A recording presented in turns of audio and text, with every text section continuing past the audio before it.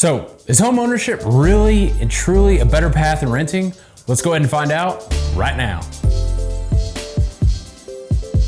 Homeownership has always been the very first rung on the ladder leading to household wealth. Freddie Mac recently posted, homeownership has cemented its role as part of the American dream, providing families with a place that is their own and an avenue for building wealth over time.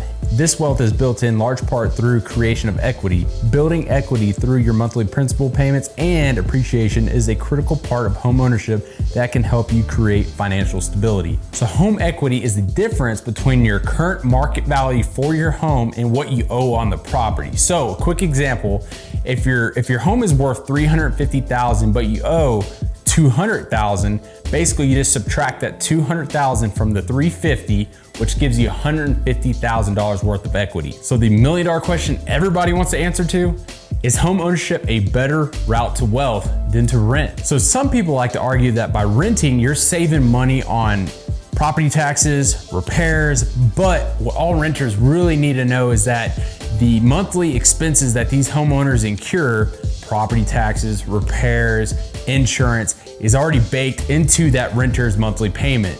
So you really don't save money by being a renter. Also, the latest Home Equity Insights report from CoreLogic stated that the average homeowner in the state of Texas gained $8,000 worth of home equity in 2020. So I'm asked this question all the time, and it's, when can I cash in on my housing wealth? So your home equity is part of your total wealth as a homeowner, and there's two ways of cashing in that equity. Number one, obviously, is gonna be selling your home. Number two is gonna be refinancing. So if you decide to sell your home, the equity that you have built in over time will come back to you at the sale. So again, using that $350,000 market value for your home, but you owe $200,000, you'll get roughly $150,000 back to you at closing. And then you can refinance your current mortgage. With the historically low interest rates right now, the equity you have built in over time, refinance it, pull out that equity, and basically still have the same payment, roughly plus or minus.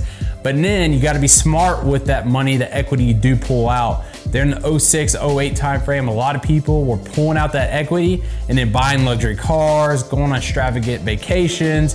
You just have to be careful and be smart with that equity if you do decide to refinance. And because of this pandemic, many homeowners are struggling right now with paying for their monthly housing expenses, but they do have a couple different options with the equity they have built into their home.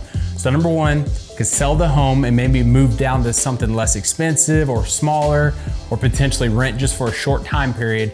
Or number two, you can refinance that current mortgage for a lower interest rate, pull out that equity and use that equity to help pay for the monthly expenses. I've also been asked a lot, what will the future bring for real estate here in the Texas Hill Country? Well, a survey was recently done with a group of economists, real estate experts, real estate investors, and they all predict, for the most part, all of them predict that we will see appreciation within the next 5 years. So what's the bottom line? Home equity for most Americans is the quickest way to build household wealth, and that wealth gives people the option during good times and during those difficult times. So if you have any questions or you need help with your own home, give me a call at 210-701-4878. We'll see you next time.